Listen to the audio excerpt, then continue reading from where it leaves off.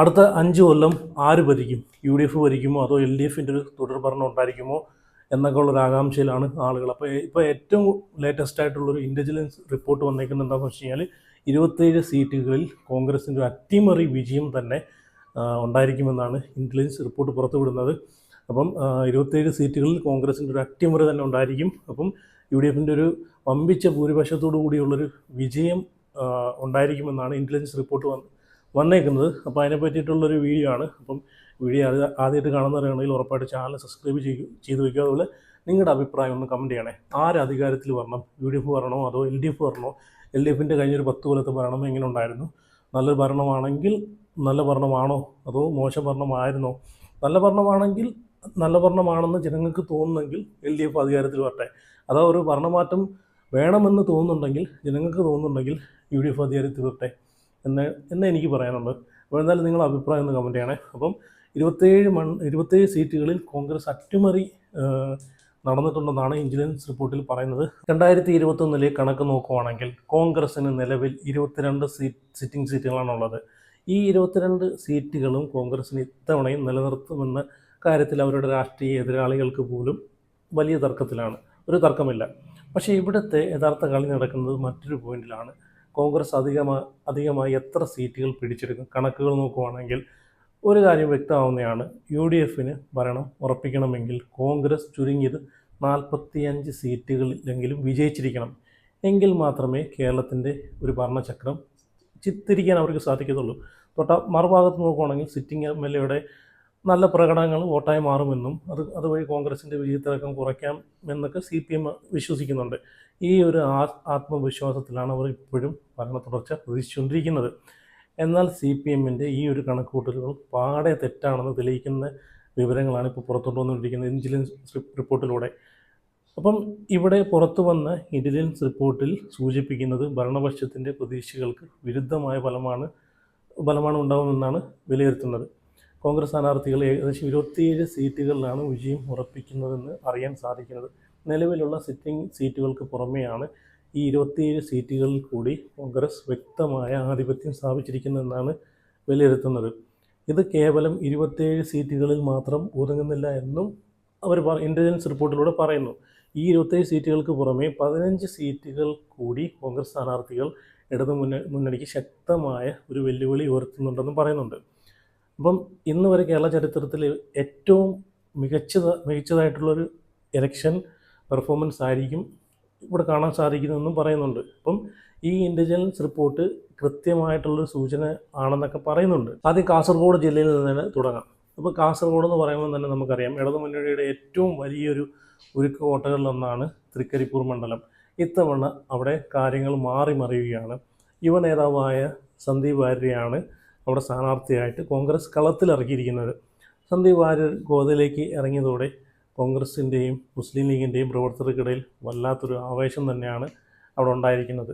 അപ്പം ഗ്രൗണ്ട് ലെവലിലുള്ള ഈ ഒരു ആവേശം വോട്ടായി മാറുമെന്നും തൃക്കരിപ്പൂരിൽ നിന്നും ഒരു അട്ടിമറി വിജയം സന്ദീപ് വാര്യർ നേടുമെന്നുമാണ് ഇൻ്റലിജൻസ് റിപ്പോർട്ടുകൾ സൂചിപ്പിക്കുന്നത്. ചുരുക്കി പറയുവാണെങ്കിൽ സന്ദീപ് വാര്യറിലൂടെ തൃക്കരിപ്പൂരിൻ്റെ സീറ്റ് കോൺഗ്രസ് ഏകദേശം ഉറപ്പിച്ചു എന്നാണ് വിലയിരുത്തുന്നത്. രണ്ടാമതായി കണ്ണൂർ ജില്ലയിലാണ്. കണ്ണൂർ ജില്ലയിൽ കോൺഗ്രസിനെ സംബന്ധിച്ച് നോക്കുകയാണെങ്കിൽ ഏറ്റവും കൂടുതൽ വിജയ പ്രതീക്ഷ വെച്ച് പുലർത്തുന്ന സീറ്റ് തന്നെയാണ്. സിറ്റിംഗ് സീറ്റുകളായിട്ടുള്ള പേരാവൂരിനും ഇരിപ്പൂരിനും പുറമെ ഇത്തവണ ഉറപ്പായിട്ടും കോൺഗ്രസ് വിജയിക്കുമെന്ന് പറയുന്ന കണ്ണൂർ ജില്ലയിലെ സീറ്റ് എന്ന് പറയുന്നത് കണ്ണൂർ സീറ്റ് തന്നെയാണ്. മന്ത്രി കടന്നപ്പള്ളി രാമചന്ദ്രനെതിരെ DO മോഹനൻ ഇവിടെ കൈപ്പത്തി ചിഹ്നത്തിൽ മത്സരത്തിനിറങ്ങുമ്പോൾ കോൺഗ്രസിനിവിടെ വിജയം ഉറപ്പിക്കാൻ സാധിക്കുമെന്നാണ് ഇൻ്റലിജൻസ് റിപ്പോർട്ട് സൂചിപ്പിക്കുന്നത്. വയനാട് ജില്ലയെ സംബന്ധിച്ച് പറയുകയാണെങ്കിൽ കോൺഗ്രസ്സിന് വലിയ ആധിപത്യം തന്നെ ഉള്ളൊരു ജില്ല തന്നെയാണ് അല്ലേ. ഇവിടെ ആകെ ഉള്ളത് 3 നിയമസഭാ സീറ്റുകളാണ്. അതിൽ 2 കോൺഗ്രസിൻ്റെ സിറ്റിംഗ് സീറ്റുകളാണ്. കോൺഗ്രസിനെ സംബന്ധിച്ച് നോക്കുകയാണെങ്കിൽ അവർക്ക് നഷ്ടമായെന്ന് നോക്കുകയാണെങ്കിൽ മാനന്തവാടി സീറ്റിൽ ഇത്തവണ പുതുമുഖമായിട്ട് മത്സരിക്കുന്നത് ഉഷ വിജയനാണ്. അപ്പം മന്ത്രി OR കേളുവിൻ്റെ പരാജയം ഉറപ്പുവരുത്തുവാൻ ഉഷ വിജയനിലൂടെ തന്നെ സാധിക്കുമെന്നാണ് ഇൻ്റലിജൻസ് റിപ്പോർട്ട് പറയുന്നത്. OR കേളുവിനെ സംബന്ധിച്ച് അവിടെ ജനങ്ങൾക്ക് അദ്ദേഹത്തെക്കുറിച്ച് വലിയ ഒരു അഭിപ്രായം തന്നെ ഒന്നുമില്ല. അവിടെ ഉഷ വിജയൻ വിജയിച്ച് കയറുമെന്നാണ് ഇൻ്റലിജൻസ് റിപ്പോർട്ട് പറയുന്നത്. ഇനിയുള്ളത് പാലക്കാട് ജില്ലയാണ്. പാലക്കാട് ജില്ലയിലെ ഏറ്റവും വലിയ ക്ലാസിക് പോരാട്ടമാണ് കോൺഗ്രസ് ഇവരെ VT ബലറാമിനെ മുന്നിൽ നിർത്തി വിജയം കാണുന്നതെന്നാണ് പറയുന്നത്. 2012-ലും 2016-ലും ഇവിടെ നിന്ന് വിജയിച്ചിട്ടുള്ള VT ബലറാം 2021-ലാണ് ഇപ്പോൾ മന്ത്രിയായിട്ടുള്ള MP രാജേഷിന് മുമ്പിൽ നേരിയ വോട്ടുകൾക്ക് പരാജയപ്പെട്ടിട്ടുള്ളത്. എന്നാൽ ഇത്തവണ VT ബലറാമിൻ തൃത്താല സീറ്റിൽ കോൺഗ്രസ് വിജയം ഉറപ്പിക്കുമെന്നാണ് ഇൻ്റലിജൻസ് റിപ്പോർട്ട് കൃത്യമായിട്ട് സൂചിപ്പിക്കുന്നത്. പാലക്കാട് വിജയിക്കും എന്ന് കോൺഗ്രസ് ഉറപ്പായിട്ട് പറയുന്നുണ്ട്. കാരണം മന്ത്രി കൃഷ്ണൻകുട്ടിയുടെ സീറ്റായിട്ടുള്ള ചിറ്റൂരാണ്. ചിറ്റൂരിൻ്റെ മുൻ MLA ആയിട്ടുള്ള പാലക്കാട് ജില്ലയിലെ തലയെടുപ്പുള്ള കോൺഗ്രസ് നേതാവായിട്ടുള്ള അച്യുതൻ്റെ മകൻ സുമേഷ് അച്യുതൻ തന്നെയാണ് 21-ലെ പോലെ ഇത്തവണയും മത്സരത്തിന് ഇറങ്ങിയിരിക്കുന്നത്. നിലവിൽ പുറത്തു വരുന്ന റിപ്പോർട്ട് അനുസരിച്ച് സുമേഷ് അച്യുതൻ എന്ന യുവ നേതാവിന് വിജയ സാധ്യത കൂടുതലെന്നാണ് ഇൻ്റലിജൻസ് റിപ്പോർട്ട് പറയുന്നത്. കോഴിക്കോട് ജില്ലയിലേക്ക് വരുമ്പോഴത്തേക്ക് കോൺഗ്രസ് 3 സീറ്റുകളിൽ ഇതിനോടകം തന്നെ വിജയം ഉറപ്പിച്ചുവെന്നാണ് ഇൻ്റലിജൻസ് റിപ്പോർട്ട് പറയുന്നത്. അപ്പോൾ ഇവിടെ 2021-ലെ നിയമസഭാ തിരഞ്ഞെടുപ്പിൽ ജില്ലയിൽ നിന്ന് ഒരു സീറ്റിൽ പോലും വിജയിക്കാൻ കോൺഗ്രസ്സിന് സാധിച്ചിട്ടില്ല. പക്ഷേ ഇവിടെ തിരഞ്ഞെടുപ്പ് വരുന്ന ഈ ഒരു വേളയിൽ 3 സീറ്റുകൾ കോൺഗ്രസ്സിന് 3 സ്ഥാനാർത്ഥികൾ വിജയം ഉറപ്പിക്കുമെന്നാണ് ഇൻ്റലിജൻസ് പറയുന്നത്. അപ്പോൾ 3 സീറ്റുകൾ വിജയം ഉറപ്പിച്ചെങ്കിൽ 2 സീറ്റിനെങ്കിലും ഇവിടെ വിജയിക്കുമെന്നാണ് ഇൻ്റലിജൻസ് റിപ്പോർട്ട് പ്രകാരം മനസ്സിലാക്കാൻ സാധിക്കുന്നത്. ഇനി കോൺഗ്രസ് വിജയം ഉറപ്പിച്ചിട്ടുള്ള 3 സീറ്റുകൾ ഏതൊക്കെയാണെന്ന് നോക്കിക്കഴിഞ്ഞാൽ ആ പട്ടികയിലുള്ള ഒന്നാമത്തെ പേര് കൊയിലാണ്ടി നിയോജക മണ്ഡലമാണ്. DCC അധ്യക്ഷൻ പ്രവീൺ കുമാറാണ് കൊയിലാണ്ടിയിൽ നിന്ന് കോൺഗ്രസിന് വേണ്ടി മത്സരത്തിന് ഇറങ്ങുന്നത്. CPM-ൻ്റെ ഈ സിറ്റിംഗ് സീറ്റിന് പ്രവീൺ കുമാറിൻ്റെ സ്ഥാനാർത്ഥിത്വത്തിലൂടെ കോൺഗ്രസ് സീറ്റ് ഉറപ്പിക്കുമെന്നാണ് ഇൻ്റലിജൻസ് റിപ്പോർട്ട് വിലയിരുത്തുന്നത്. രണ്ടാമതായിട്ട് കോഴിക്കോട് ജില്ലയിലെ കോൺഗ്രസ് വിജയം ഉറപ്പിച്ചിട്ടുള്ള നാദാപുരമാണ്. കോൺഗ്രസ് രാഷ്ട്രീയത്തിലെ യുവ നേതാക്കളിൽ ഏറ്റവും സാമ്യമുഖമായിട്ടുള്ള യൂത്ത് കോൺഗ്രസ് ദേശീയ സെക്രട്ടറി KM അഭിജിത്താണ് നാദാപുരത്ത് നിന്ന് UDF-ന് വേണ്ടിയിട്ട് ജനവിധി തേടുന്നത്. അഭിജിത്തിന് നാദാപുരത്തിന് കോൺഗ്രസിൻ്റെ വിജയം ഉറപ്പാക്കാൻ സാധിക്കുമെന്നാണ് ഇൻ്റലിജൻസ് റിപ്പോർട്ട് പറയുന്നത്. അടുത്തതായിട്ട് കോൺഗ്രസ് വിജയം ഉറപ്പിച്ച കോഴിക്കോട് ജില്ലയിലെ 3ാമത്തെ സീറ്റ് എന്ന് പറഞ്ഞാൽ എലന്തൂരാണ്. പിണറായി വിജയൻ മന്ത്രിസഭയിലെ ഏറ്റവും വെറുക്കപ്പെട്ട മന്ത്രി ആരെന്ന് ചോദിച്ചു കഴിഞ്ഞാൽ അക്ഷരം തെറ്റാതെ പറയാം, വനം മന്ത്രി AK ശശീന്ദ്രൻ്റെ പേര് പറയാൻ സാധിക്കുമല്ലേ. എന്നാൽ പിണറായി വിജയൻ്റെ ഭാര്യ കമലയുടെ അടുത്ത ബന്ധുവായതിനാൽ AK ശശീന്ദ്രനെ ഇത്തവണ വീണ്ടും അവിടെ മത്സരിപ്പിക്കാൻ ഇറക്കുമായിരുന്നു പിണറായി വിജയൻ. CPM-ൻ്റെ ഉരുക്കുകോട്ടയായിട്ടുള്ള എലന്തൂർ സീറ്റിൽ AK ശശീന്ദ്രൻ സ്ഥാനാർത്ഥിയായതുകൂടി ജനങ്ങൾക്ക് വലിയൊരു അഭിപ്രായ വ്യത്യാസം അവിടെ നിലനിർത്തുന്നുണ്ട്. ഇതിൻ്റെ അനുകൂലത്തിൽ വിദ്യാ ബാലകൃഷ്ണൻ എന്ന വനിതാ നേതാവ് ഇത്തവണ ഉറപ്പായി എലന്തൂരിൽ നിന്ന് വിജയിക്കുമെന്നാണ് ഇൻ്റലിജൻസ് റിപ്പോർട്ട് പറയുന്നത്. ഇനി അടുത്ത മലപ്പുറം ജില്ലയാണ്. മലപ്പുറം ജില്ലയിലേക്ക് വരുമ്പോഴത്തേക്ക് റിപ്പോർട്ട് അനുസരിച്ച് കോൺഗ്രസ് സ്ഥാനാർത്ഥികളെ പുതുതായി പിടിച്ചെടുക്കാൻ പോകുന്ന മണ്ഡലം എന്ന് വെച്ച് കഴിഞ്ഞാൽ മുൻ മന്ത്രിയായിട്ടുള്ള KT ജലീൽ മത്സരിച്ചിട്ടുള്ള തവനൂരാണ്. തവനൂരിൽ ജലീലിനെതിരെ ഇത്തവണ മത്സരിക്കാൻ ഇറങ്ങിയിട്ടുള്ളത് മലപ്പുറം DCCയുടെ അധ്യക്ഷൻ കൂടിയായിട്ടുള്ള ക്ലീൻ ഇമേജ് ഉള്ളൊരു നേതാവായിട്ടുള്ള PS ജോയിയാണ്. അപ്പോൾ തവനൂർ സീറ്റിൽ UDF ഉറപ്പായിട്ടും UDF വളത്തിലെത്തിക്കുമെന്ന് ഉറപ്പായിട്ട് ഇൻ്റലിജൻസ് റിപ്പോർട്ട് പറയുന്നുണ്ട്.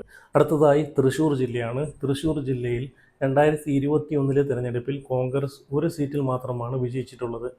തൃശ്ശൂരിൽ കോൺഗ്രസ് അധികമായും പിടിക്കപ്പെടുന്ന ഒരു മണ്ഡലം കൂടിയാണ് മണലൂർ. മുൻ MLA DM പ്രതാപനാണ് ഇത്തവണ മണലൂരിൽ നിന്ന് മത്സരത്തിന് ഇറങ്ങുന്നത്. മണലൂർ സീറ്റ് പ്രതാപനിലൂടെ കോൺഗ്രസിൻ്റെ പാളയത്തിലൂടെ തിരികെ എത്തുമെന്ന് ഇൻ്റലിജൻസ് റിപ്പോർട്ട് പറയുന്നുണ്ട്. അതുപോലെ തൃശ്ശൂർ ജില്ലയിലെ തൃശ്ശൂർ സീറ്റിലും കോൺഗ്രസ് വിജയം ഉറപ്പിച്ചു കഴിഞ്ഞു. മുൻ മേയർ കൂടിയായിട്ടുള്ള കോൺഗ്രസിൻ്റെ പ്രമുഖ നേതാവ് രാജൻ പല്ലനാണ് ഇവിടെ കോൺഗ്രസിന് വേണ്ടി കളത്തിലിറങ്ങുന്നത്. മൂന്നാമതായി വടക്കാഞ്ചേരി സീറ്റാണ്. PN വൈശാഖ് എന്ന യുവ സ്ഥാനാർത്ഥിയിലൂടെയാണ് UDF വിജയം ഉറപ്പിച്ചു എന്നാണ് ഇൻ്റലിജൻസ് റിപ്പോർട്ടിൽ പറയുന്നത്. അടുത്തത് എറണാകുളം ജില്ലയാണ്. എറണാകുളം ജില്ലയിൽ വരുമ്പോഴത്തേക്ക് കേരളത്തിൽ കോൺഗ്രസിന് ഏറ്റവും അധികം ശക്തിയുള്ള അടിത്തറയുള്ളൊരു ജില്ല കൂടിയാണ്. നിലവിലെ രാഷ്ട്രീയ സാഹചര്യം വെച്ച് നോക്കുകയാണെങ്കിൽ എറണാകുളത്ത് 3 സീറ്റുകൾ അധികം വിജയിക്കുമെന്നാണ് ഇൻ്റലിജൻസ് റിപ്പോർട്ടിൽ പറയുന്നത്. അതിൽ ഒന്നാമത്തെ സീറ്റ് കൊച്ചി സീറ്റാണ്. കൊച്ചിയിൽ നിന്ന് DCC അധ്യക്ഷൻ കൂടിയായിട്ടുള്ള മുഹമ്മദ് ഷിയാസ് CPM-ൻ്റെ സിറ്റിംഗ് MLA ആയിട്ടുള്ള KGM മാക്സിയെ പരാജയപ്പെടുത്തുമെന്നാണ് ഇൻ്റലിജൻസ് റിപ്പോർട്ട് പറയുന്നത്. അതുപോലെ തന്നെ വൈപ്പിൻ സീറ്റും ഇത്തവണ മുൻ മേയർ ടോണി ചെമ്മനിയുടെ സ്ഥാനാർത്ഥിത്വത്തിലൂടെ കോൺഗ്രസ് തിരികെ കൊണ്ടുവരുമെന്നാണ് ഇൻ്റലിജൻസ് റിപ്പോർട്ടിൽ സൂചിപ്പിക്കുന്നത്. ഏറ്റവും ഒടുവിലായി എറണാകുളം ജില്ലയിലെ കോൺഗ്രസ് വിജയം ഉറപ്പിക്കുന്ന 3ാമത്തെ സീറ്റ് എന്ന് പറയുന്നത് സംവരണ സീറ്റായിട്ടുള്ള കുന്നത്തുനാടാണ്. KPCC വൈസ് പ്രസിഡൻ്റായിട്ടുള്ള ശശീന്ദ്രനാണ് ഇവിടെ ജനവിധി നേടുന്നത്. 2020 ശക്തി കേന്ദ്രത്തിൽ ഇത്തവണ അവരുടെ BJP ബന്ധം UDF അനുകൂലമാകുമെന്നാണ് ഇൻ്റലിജൻസ് റിപ്പോർട്ട് പറയുന്നത്. ന്യൂനപക്ഷ വോട്ടുകൾ കൂട്ടത്തോടെ UDF പാളത്തിലേക്ക് എത്തിയതോടെ ഇതിനോടൊപ്പം തന്നെ വ്യക്തമാണ്. ഇനിയുള്ള ഹൈറേഞ്ച് ജില്ലയായിട്ടുള്ള ഇടുക്കിയാണ്. ഇടുക്കി ജില്ലയിൽ നിലവിൽ UDF ഒരു MLA മാത്രമേ ഉള്ളൂ, കോൺഗ്രസ്സിന് ഒരു MLA പോലുമില്ല. എന്നാൽ ഇത്തവണ കാര്യങ്ങൾ മാറിമറിയുമെന്നാണ് ഇൻ്റലിജൻസ് റിപ്പോർട്ട് പറയുന്നത്.